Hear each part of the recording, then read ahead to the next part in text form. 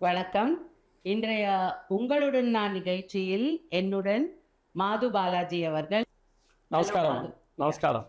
இப்போ எப்படி ஆரம்பிக்கணும்னா, ம். சம்டைம்ஸ் அந்த நேம விட அந்த அடைமொழி இஸ் மோர் பாப்புலர். ஆமா.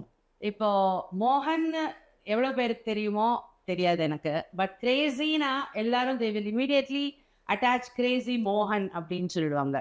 ஸோ மோகனுக்கு எப்படி கிரேசி மோகன்ற பேர் வந்தது? நான் காலேஜ் படிக்கும்போது இன்டர் காலேஜ் காம்படிஷன்ஸ்லாம் ஆக்ட் பண்ணியிருந்தேன் ட்ராமா. எனக்கு ரொம்ப பேஷன் ட்ராமாங்கிறது. எனக்கு வந்து 10 வயசு 12 வயசுலேருந்தே பேஷன். அதாவது ஒரு நாடக நடிகன் ஆகணும், அதுக்குரிய வேலையை எடுத்துக்கணும், அதுக்குரிய படிப்பை படிக்கணும். பட் முழு நேர நாடக நடிகனாக இருக்கணும் அப்படிங்கிறது தான் ஆசை. Not even to films, only drama. அதுதான் என்னோட ஆசையாக இருந்தது. அது கரெக்டாக ஒரு 17 18 வயசில் காலேஜில் சேர்ந்த உடனே நான் பியூசி படிக்கும்போது, அப்போல்லாம் பியூசி அதுக்கப்புறம் டிகிரி 3 வருஷம். அந்த 4 வருஷம் நான் கிட்டத்தட்ட ஒரு 20-25 ஸ்கிட்ஸை போட்டிருக்கேன். அந்த பீரியடில் வெவ்வேறு காலேஜஸில் டபிள்யூசிசியில் போட்டிருக்கேன், ஸ்டெல்லா மெல்ஸில் போட்டிருக்கேன், அதுக்கப்புறம் கிண்டி இன்ஜினியரிங் காலேஜில் போட்டிருக்கேன், பச்சை பாஸ், அந்த மாதிரி வெவ்வேறு காலேஜ். அப்போது எனக்கு ஸ்கிரிப்ட் தேவைப்பட்டது எழுதுறதுக்காக. ஸோ அப்போ நான் என்ன பண்ணேன், மோகன் was in Guindy engineering college. He was doing final year engineering. அப்போது அவங்க காலேஜுக்காக மோகன் வந்து கிரேட் பேங்க் ராபரி அப்படின்னு ஒரு ட்ராமா எழுதி அதில் பெஸ்ட் ரைட்டர் அவார்டு வாங்கினான். ஸோ நான் மோகன்கிட்ட கேட்டேன், எங்கள் காலேஜுக்கு நீ எழுதி கொடு அப்படின்னு சொல்லிட்டு. ஸோ எனக்கு ஒரு 25 ஸ்கிரிப்ட் எழுதி கொடுத்தான். அதெல்லாம் ரொம்ப பாப்புலர் ஆச்சு. லைக் மிடில் கிளாஸ் மர்டர், யமனேனி வாழ்க, கச்சத்தீவு, இந்த மாதிரி வெவ்வேறு டைட்டில்ஸ்லாம் அவன் எங்கள் ட்ராமா எழுதி கொடுத்தான். அதெல்லாம் it became very popular. So அந்த பீரியடில் மேடை நாடகம் எழுதுறதுக்காக வந்தபோது he wrote this Crazy Divs in Palavakkam. அதில் அந்த எல்லா ஜோக்ஸையும் அதில் அப்படியே கொண்டு வந்து இறக்கினான். In fact it came in Kumudam. வர ரீடிங் இட். ஆமாம், குமுதத்தில் வந்து வெயிட்டிங் ஃபார் தட். அப்பெல்லாம் it became very popular. Reading was good pass time. ஆமா. இந்த மாதிரி டிவி ஓடிடி கிடையாது அதெல்லாம். அப்போ வந்து நிறைய பேர் மோகன்ற பேரில் எழுத்தாளர்கள் இருந்தாங்க, நிறைய பேர். ஸோ அதனால் ஆனந்தவுடனில் கூப்பிட்டு அவங்க என்ன சொல்கிறார் எடிட்டர், நீ வந்து கிரேசி மோகன் வச்சுக்கோ, since your first play was crazy Divs in Palavakkam, அதனால் உன்னோட அடைமொழி கிரேசி மோகன் வச்சுக்கோ அப்படின்னு சொல்லி சொன்னார். அதுலேருந்து இட் கேம். மனசுல என்னத்தை வச்சுன்னு சொன்னாங்க தெரியல. But it has really work. ஆமாம். Because we really know him, still remember him by that name. உங்களையும் எல்லாரும் மாது பாலாஜின்னு தான் ஐடென்டிஃபை பண்ணிட்டாங்க. ஸோ இப்போ மாதுவோட ஒரிஜினையும் சொன்னோம். எங்கள் வீட்டில் வந்து என் பேர் பாலாஜி, எங்கள் அப்பா வச்ச பேர். எங்கள் அப்பாவுக்கு எப்படின்னா லால பெரிய நம்பிக்கை உண்டு. பிகாஸ் அவருடைய ரொம்ப க்ளோஸ் ஃப்ரெண்ட் பஸ் மோகன் குமாரமங்கலம்.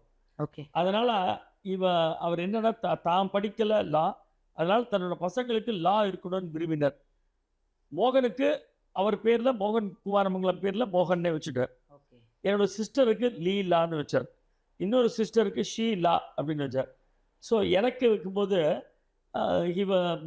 திருப்பதி பாலாஜிட்ட வேண்டிட்டு நான் குழந்தை பிறந்ததுனால எனக்கு லாஜின்னு வந்தது. ஸோ எல்லாத்தையுமே இந்த லா வந்தது. பட் சமோ எனக்கு எங்கள் அப்பா வச்ச பேரை விட மோகன் வச்ச பேர் தான் நிலச்சி நின்றுது. த பாய் நெக்ஸ்ட் டோர் அப்படிங்கிற மாதிரி 1979 நாங்கள் ட்ரூப் ஆரம்பிக்கும் போது கதாநாயகன் பேர் என்ன வைக்கிறது அப்படின்னு யோசித்தோம். அப்போது மோகன் என்ன சொன்னால், எதிர்நீச்சல் மாடிப்படி மாது அந்த அதே மாதிரி கேரக்டர் தான் எனக்கு உருவாக்கினான் ஃபஸ்ட்டு ட்ராமாவில், அலாவுதீன் 100 வாட்ஸ் பல்ப் அதில்.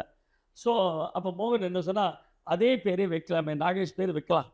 ஒரு காலத்தில் சப்போஸ் கொஞ்சம் முன்னுக்கு வந்து பாலாஜி நாகேஷ் அளவுக்கு வரானா பார்க்கலாம், இல்லை நான் ஆஸ் அ ரைட்டர் பாலச்சந்திரன் அளவுக்கு வரானா பார்க்கலாம் அப்படிங்கிற ஒரு எண்ணத்தில் இந்த 2 பேர் வச்சா.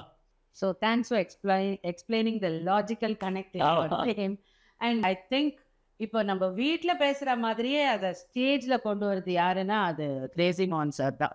அதனால நீங்கள் எனக்கு வந்து கம்பேர்லாம் பண்ண தெரியாது, இவங்க அவங்கள மாதிரியா அவங்க இவங்கள மாதிரியான்னு.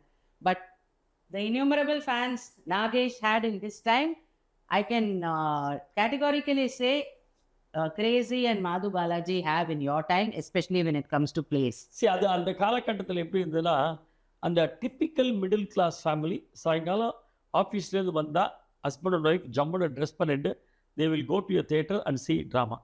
அவ்வளோ சமாஸ் இருந்தது. சாயங்காலம் ஆச்சுன்னா குழந்தைகள் அழைச்சிட்டு ஜாலியாக போயிட்டு ஒரு மயாப்பா ஃபைனான்ஸ் கிளப் ஆர்ஆர் சபா இல்லை அண்ணாமலை மன்றம் மியூசிக் அகாடமின்னு போய் உட்காந்து ஜம்முன்னு ட்ராமா பார்ப்பாங்க 2 hours. பஸ்ஸில் கிளம்பி நேராக வீட்டுக்கு வருவோம். இப்படி தான் இருந்தது 80s 70s அதெல்லாம். ஸோ ரொம்ப ஹெல்த்தி ட்ரெண்ட். அப்போ 225 சபா இருந்தது. அப்போ மோகன் என்னம்னா அந்த டிப்பிக்கல் அந்த மிடில் கிளாஸ் ஃபேமிலியோட சமாச்சாரங்கள் இருக்கிற வீட்டில் உட்காந்து நம்ம என்ன பேசுவோம் அந்த சமாச்சாரங்களை மேடைக்கு கொண்டு வந்தால் கொஞ்சம் அதில் ஓவர் போர்ட் பண்ணி ஒரு அவுட் ஆஃப் பாக்ஸ் ஜோக்ஸ் எல்லாம் வச்சுட்டு அழகாக அது அன்பிலீவபிள் ஜோக்ஸ்லாம் வச்சுட்டு அதை ஆடியன்ஸுக்கு பிடிக்கிற மாதிரி ப்ரெசென்ட் பண்ணான். அதுதான் அவனோட யூஎஸ்பி. அது it became very successful. So அதுக்கப்புறம் நோ டேர்னிங் பேக். அதே ட்ரெண்டில் ஃபாலோ பண்ணோம். நம்ம ஒருத்தர் ஜோக் அடிக்கும் போது ஈவன் ஃப்ரெண்ட்ஸ் சர்க்கிளில் எதானு சொல்லிட்டு அப்படின்னு ஒரு நாக்கை கடிச்சிக்கிற மாதிரி எதானு டக்குன்னு நம்ம ஓவர் போர்ட் போயிடுவோம். But I have notice that Crazy மோகன் பிளேஸ்ல அந்த மாதிரி ஒரு ஜோக் கூட கிடையாது.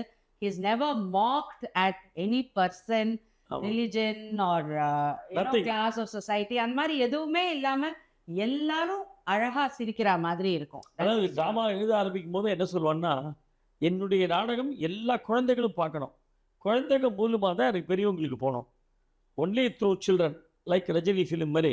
நீங்கள் வந்து 5 வயசு குழந்தை அப்பாவையும் அம்மாவும் தொந்தரவு பண்ணி ட்ராமா கூட்டிகிட்டு போகணும்னு சொல்லணும்.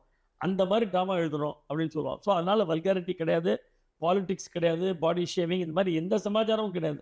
ஒரு neat comedy. His heroines are always called Janaki. ஆமாம், அது ஒரு டீச்சருக்கு அவர் கொடுக்குற ரெஸ்பெக்ட்னு சொன்னார் அவர். I have read about that. ஆக்சுவலாக நாங்கள் மந்தவெளியில் ஜாயிண்ட் ஃபேமிலியில் இருக்கோம். இப்போ நீங்கள் இந்த பேட்டி ஆரம்பித்து முன்னாடி சொன்ன மாதிரி இப்போ ஹஸ்பண்ட் அண்ட் ஒய்ஃப் ஒன்றா இருக்குது, ஜாயிண்ட் ஃபேமிலியில் ஆகிடுச்சு. நாங்கள் 14-15 பேர் ஒன்றா ஒரே வீட்டில் இருந்தோம். பக்கத்து வீட்டில் தேர் வாஸ் எ டீச்சர் ஜானகின்னு இருந்தாங்க. அந்த ஜானகி வந்து அப்போ தான் கல்யாணம் ஆகி வந்த புதுசு, 27-28 வயசு அவங்களுக்கு. அப்போ கல்யாணம் வந்து நாங்கள் சின்ன குழந்தைகள் எல்லாம். மோகன் வந்து 5 years, நான்லாம் 2 years, அந்த மாதிரி ஸ்டேஜ். அப்போ ஜானகி டீச்சர் என்ன பண்ணால் மோகனோட டேலண்ட்டை பார்த்துட்டு அவனை உட்காந்து வச்சு 5-6 வயசில் அவனுக்கு வீரபாண்டிய கட்டபொம்மன் டைலாக்ஸ்லாம் கற்றுக் கொடுத்து அவனை அழைச்சி போய் ஒவ்வொரு ஸ்கூலாக அழைச்சி போய் அவனை சொல்லுவான். எல்லா இடத்துலையும் போய் கப்பு வாங்கிட்டு வருவான். ஸோ அவன் பெரியவனானப்புறம் ட்ராமா எழுத ஆரம்பிக்கும் போது தன்னோட ஹீரோயின் பேர் என்ன வரணும் அப்படின்னு ஃபஸ்ட் டே அவன் யோசிக்கும் போது அவன் நினச்சான், why not we have Janaki, அவள் தானே நம்மளை இவ்வளோ சிரமப்பட்டு கொண்டு வந்தா, இந்த அளவுக்கு முகாந்திரம் கொடுத்துருக்காவோ, அவள் பேரே வைப்போமே அப்படின்னு டிசைட் பண்ணி ஜானகின்னு வச்சான். மைத்திலி வந்து அசோசியேட்டட் வித் ஜானகி, அதனால் மைத்திலிங்கிறது வந்துருத்தோம். பட் இந்த ஜானகி எப்படின்னா, he will insist even with the senior most actors, producers, யாராக இருந்தாலும் சரி. இப்போ கமல் சாரே டிஸ்கஸ் பண்ணும்போது, என்ன சார் இப்போ பாரு ஜானகின்றீங்க, மாறுங்க சார், ரேக்கான்னு வைக்கலாம் சார், உஷான்னு வைக்கலாம் அப்படின்பார். இவன் வந்து, சார் ப்ளீஸ் ஜானகின்னு வச்சாதான் சார் படம் ஓடும், இல்லைன்னா ஓடாது சார், ப்ளீஸ் கெஞ்சி கேட்குறேன் சார் அப்படிமா. ஸோ தன்னோட பேமெண்ட்டை கூட அவன் 2ஆம் பட்சமாக தான் பார்த்துப்பான். பட் அந்த ஜானகின்ற பேரில் இல் பி வெரி பர்டிகுலர். பூர்ண சக்தி சேனலில் நீங்களும் எபிசோட்ஸ் பார்த்துருக்கேன்னு சொல்லியிருக்கீங்க.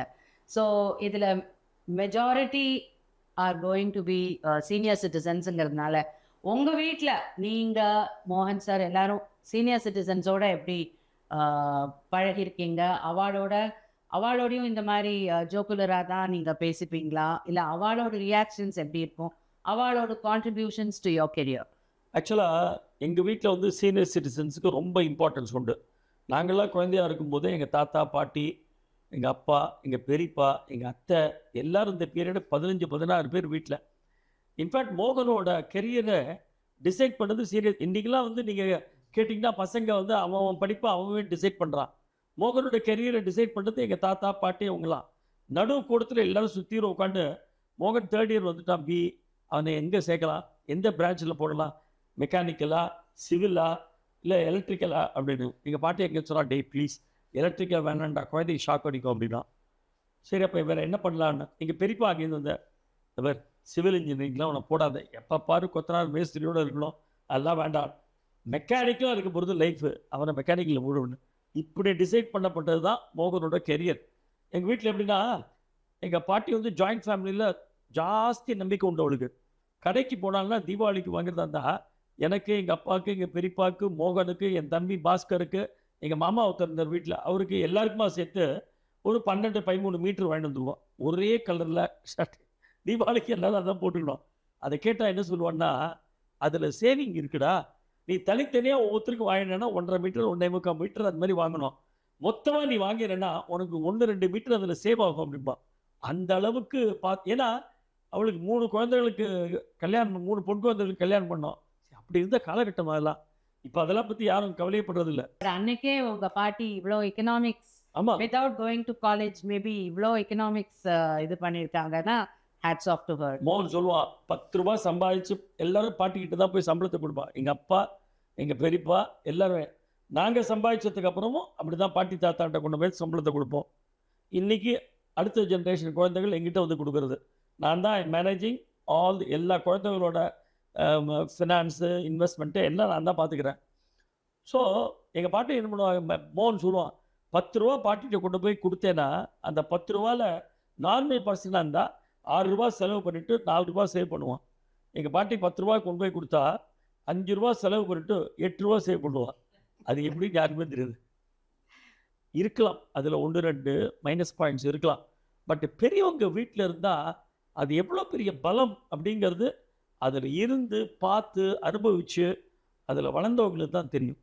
எவ்வளோ வேல்யூ அடிஷன் அதனால இருக்குது அப்படிங்கிறது இப்போ இருக்கிற குழந்தைகளுக்கு நிறைய புரிய மாட்டேங்கிறது.